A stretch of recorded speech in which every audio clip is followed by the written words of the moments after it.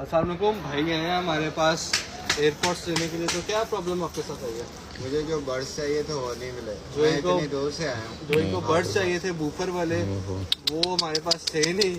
तो अब भाई जा रहे हैं खाली हाथ वापस। बहुत अफसोस हुआ है। पानी शानी पिला के भेजो, खाली हाथ ये नहीं वाले भेजना। भाई भी हमसे वॉच लेके गए थे पहले। तो कैसी लगी आपको भाई क्वालिटी? वॉच मैंने अभी पहनी भी है, बहुत अच्छी थी।